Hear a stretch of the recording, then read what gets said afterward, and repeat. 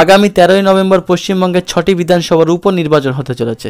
এই ভিডিওয়ে আপনারা সেই 6টি বিধানসভার উপনির্বাচনের সমীক্ষা জানতে পারবেন। বেশ কয়েক মাস আগে পশ্চিমবঙ্গের 4টি বিধানসভার উপনির্বাচন হয়ে গিয়েছে। এই 4টি বিধানসভার মধ্যে 4টেই শাসক দল টিএমসি জয়ী হয়েছে। এই 4টি বিধানসভার মধ্যে 2টি বিধানসভা ছিল বিজেপির। বিজেপি তার 2টি বিধানসভা হারিয়েছে। বিজেপি চাইছে এই 6টি বিধানসভার মধ্যে সবচেয়ে বেশি সিট জিতে তাদের সেই ক্ষতিপূরণ করতে। ওদিকে টিএমসি চাইছে সবকটি সিট জিততে। এই 6টি বিধানসভার মধ্যে 5টি বিধানসভাতে টিএমসি জয়ী ছিল এবং একমাত্র মাদারিহাট বিধানসভাটি যাতে বিজেপি জয়ী হয়েছিল। এই বিধানসভা ভোটে যে দলগুলো অংশগ্রহণ করেছে সেগুলি হলো 1 BJP, 2 TMC, 3 Congress, 4 CPIML, 5 CPIM, 6 CPI, 7 forward block, 8 RSP, 9 ISF. চলুন দেখে আসি কোন বিধানসভায় কোন দল সম্ভাব্য জয়ী হতে পারে এবং তাদের প্রার্থী তালিকা। 1 মেদিনীপুর বিধানসভা। প্রথমে দেখে আসি মেদিনীপুর বিধানসভার প্রার্থী তালিকা। মেদিনীপুর বিধানসভার টিএমসির প্রার্থী হয়েছেন সুজয় হাজরা, বিজেপির প্রার্থী হয়েছেন শুভজিৎ রায়, সিপিআইয়ের প্রার্থী হয়েছেন মণিকুন্তল খামরুই, কংগ্রেসের প্রার্থী হয়েছেন শ্যামল কুমার ঘোষ। চলুন আমরা দেখে আসি এই বিধানসভার জাতিগত সংখ্যা। জেনারেল ভোটার আছে 52,000, এসসি ভোটার আছে 79,000, এসটি ভোটার আছে 64,000, মুসলিম ভোটার আছে 39,000। মেদিনীপুর বিধানসভার বিধায়িকা জুন মালিয়া 2024 সালে লোকসভা ভোটে সাংসদ নির্বাচিত হওয়ার জন্য এই বিধানসভা কেন্দ্রটি খালি হয়ে যায়।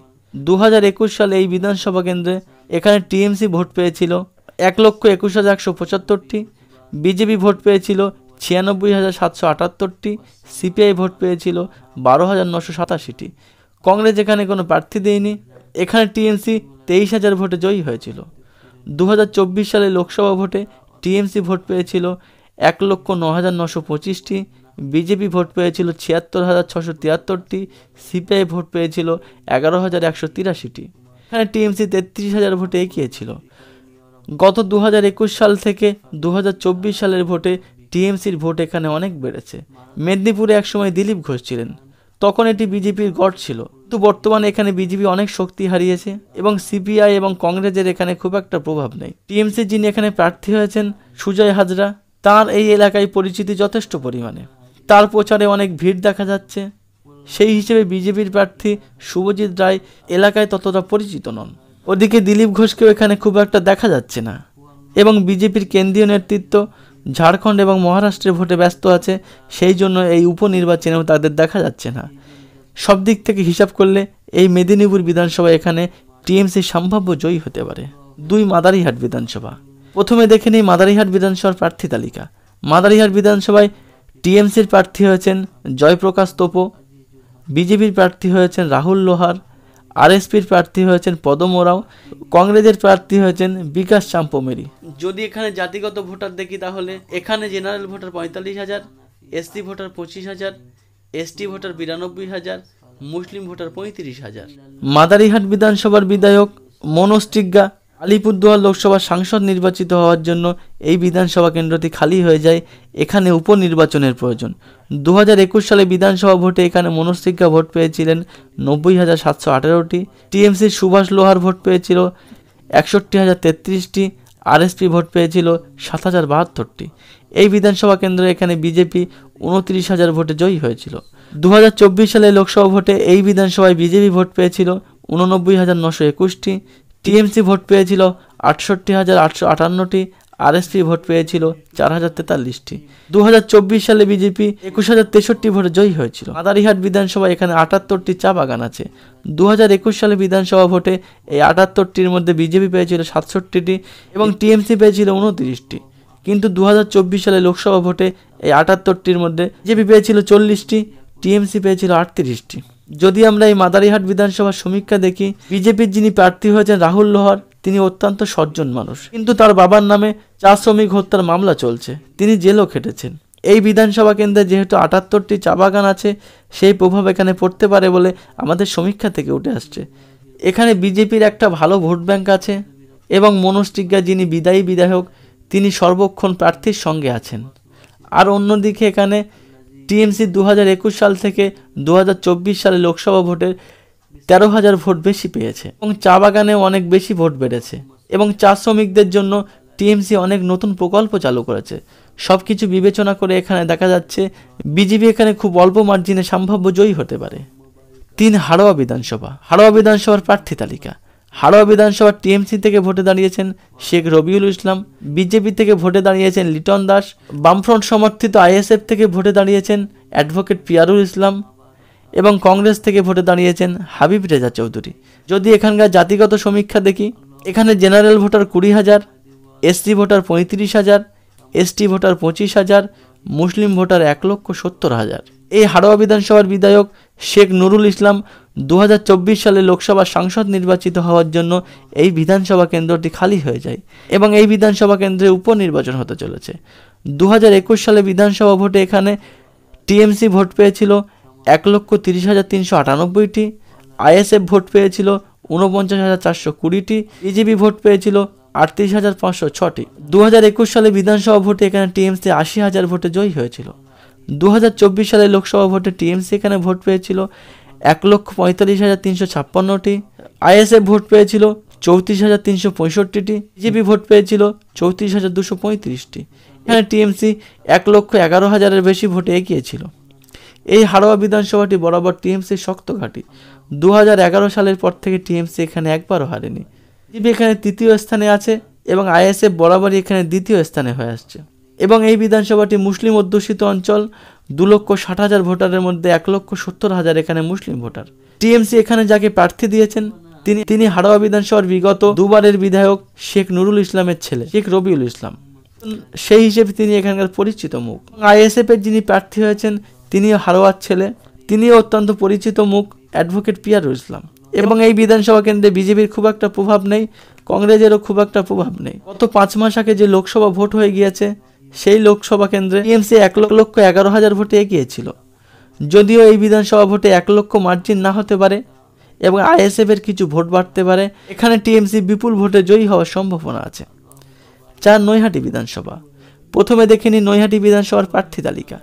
নৈহাটি বিধানসভায় টিএমসি থেকে ভোটে দাঁড়িয়েছেন সনদ দে, বিজেপি থেকে ভোটে দাঁড়িয়েছেন রূপক মিশ্র, সিপিআইএমএল থেকে ভোটে দাঁড়িয়েছেন দেবজ্যোতি মজুমদার, কংগ্রেস থেকে ভোটে দাঁড়িয়েছেন পরেশনাথ সরকার। যদি এখানকার জাতিগত সমীক্ষা দেখি তাহলে এখানে জেনারেল ভোটার আছে 72,000, এসসি ভোটার আছে 45,000, এসটি ভোটার আছে 8,000, মুসলিম ভোটার আছে 26,000 এবং বহিরাগত ভোটার আছে 6,000। 2021 সালে বিধানসভা ভোটে এখানে টিএমসি ভোট পেয়েছিল 77,753টি, বিজেপি ভোট পেয়েছিল 58,898টি, সিপিআইএম ভোট পেয়েছিল 15,825টি। টিএমসি এখানে 18,855 ভোটে জয়ী ছিল। 2024 সালে লোকসভা ভোটে এখানে টিএমসি ভোট পেয়েছিল 75,390টি, বিজেপি ভোট পেয়েছিল 59,872টি, সিপিএম ভোট পেয়েছিল 10,832টি। 2024 সালে লোকসভা ভোটে এই বিধানসভা কেন্দ্র থেকে টিএমসি 15,000 ভোটে এগিয়েছিল। এই নৈহাটি বিধানসভা কেন্দ্রের যিনি টিএমসি প্রার্থী সনদ দে, তিনি এলাকায় অনেক পরিচিত মানুষ। গত 2024 সালে লোকসভা ভোটের সময় তাকে ব্যারাকপুর লোকসভার সাংসদ পার্থ ভৌমিকের হয়ে অনেক প্রচার করতে দেখা গিয়েছে। তিনি সবসময় মানুষের পাশে থাকেন। ওদিকে বিজেপির যিনি প্রার্থী হয়েছেন বঙ্গ বিজেপিতে তিনি নতুন মুখ, তাকে কোনোদিন ভোটের ময়দানে দেখা যায়নি এবং বিজেপি কর্মীদের সঙ্গে তিনি খুব একটা পরিচিত নন। ওদিকে সিপিআইএমএল এবং কংগ্রেসের খুব একটা প্রভাব নেই। 2021 সাল থেকে 2024 সালে টিএমসি 3,000 ভোট কমেছে। সব দিক থেকে বিচার করে এখানে দেখা যাচ্ছে যিনি টিএমসির প্রার্থী হয়েছেন সনদ দে, তিনি এখানে অনেকটা সুবিধা পাচ্ছেন। তিনি এখানে স্থানীয় পরিচিত মুখ, সেই হিসেবে এখানে টিএমসি সম্ভাব্য এগিয়ে থাকছে। সিতাই বিধানসভা।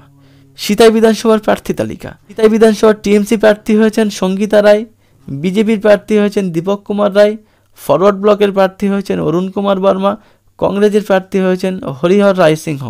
যদি এখানে জাতিগত সংখ্যা দেখি, জেনারেল ভোটার 20,000, এসসি ভোটার খুব সামান্য পরিমাণ, এসটি ভোটার 1,30,000, মুসলিম ভোটার 1,05,000। 2021 সালে বিধানসভা ভোটে এখানে টিএমসি ভোট পেয়েছিল 1,17,809টি, বিজেপি ভোট পেয়েছিল 1,07,796টি, কংগ্রেস ভোট পেয়েছিল 3,964টি। এই বিধানসভা কেন্দ্রে এখানে টিএমসি 10,000 ভোটে জয়ী হয়েছিল।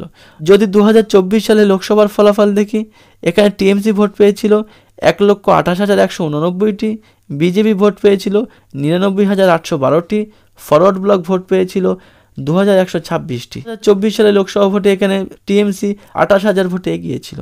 এই সিতাই বিধানসভায় যিনি টিএমসির প্রার্থী হয়েছেন সঙ্গীতা রায়, তিনি জগদীশচন্দ্র বাসুনিয়ার স্ত্রী। এলাকায় খুব পরিচিত মুখ। গত লোকসভা ভোটে এখানে বিজেপির যিনি প্রার্থী হয়েছেন নিশীথ প্রামাণিক, তিনি ছিলেন অত্যন্ত হেভিওয়েট প্রার্থী। তা সত্ত্বেও এই বিধানসভা কেন্দ্রে 28,000 ভোটের লিড ছিল।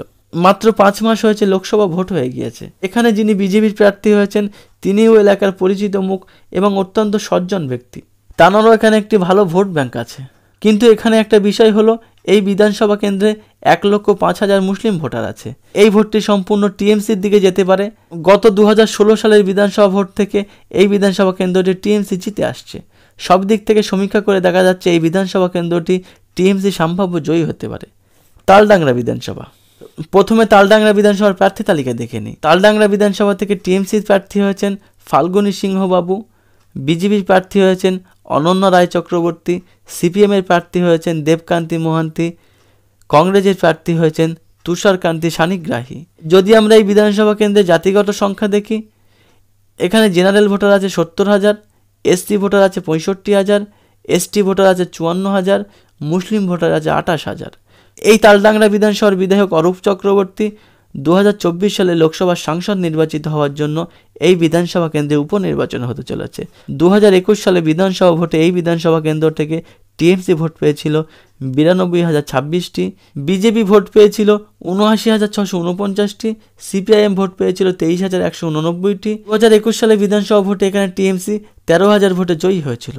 2024 সালে বিধানসভা ভোটে এই বিধানসভা কেন্দ্রে টিএমসি ভোট পেয়েছিল 90,790টি, বিজেপি ভোট পেয়েছিল 82,307টি, সিপিআইএম ভোট পেয়েছিল 15,318টি। এই বিধানসভা কেন্দ্রে টিএমসি লোকসভা ভোটে 8,483 ভোটে এগিয়েছিল। এই বিধানসভা ভোটে যিনি টিএমসির প্রার্থী হয়েছেন তিনি এলাকায় অত্যন্ত পরিচিত মুখ। দিক থেকে বিজেপির যিনি প্রার্থী হয়েছেন তিনি একসময় টিএমসিতে ছিলেন এবং বর্তমানে বিজেপিতে যোগ দিয়েছেন। এই বিধানসভা কেন্দ্রে টিএমসির একটি গোষ্ঠীদ্বন্দ্ব আছে এবং বিজেপির যিনি প্রার্থী তিনি নতুন হওয়ায় পুরনো বিজেপি কর্মীদের মধ্যেও একটা ক্ষোভ সৃষ্টি হয়েছে। 2016 সালে বিধানসভা ভোট থেকে এই বিধানসভা কেন্দ্রে টিএমসি জয়ী হয়ে আসছে। গত বিধানসভা ভোটে টিএমসি 13,000 ভোটে এগিয়েছিল, কিন্তু লোকসভা ভোটে সেই মার্জিন কমে 8,000-এর কিছু বেশি হয়। দুই দলের মধ্যে কিছু না কিছু সমস্যা আছে। সবকিছু বিবেচনা করে দেখলে এখানে দেখা যায় টিএমসি এখানে সম্ভাব্য জয়ী হতে পারে। মোট যদি আমরা 6টি বিধানসভা দেখি, টিএমসি 4টে থেকে 5টা সিটে সম্ভাব্য জয়ী হতে পারে, বিজেপি 1টি থেকে 2টো সিটে সম্ভাব্য জয়ী হতে পারে, সিপিএম এবং তার শরিক দল সম্ভাব্য 0 আসন পেতে পারে, কংগ্রেস সম্ভাব্য 0 আসন পেতে পারে, আইএসএফও সম্ভাব্য 0 আসন পেতে পারে। আগামী 23 তারিখে ভোটের ফলাফল বার হলে আমরা সঠিক ফলাফল দেখতে পাবো।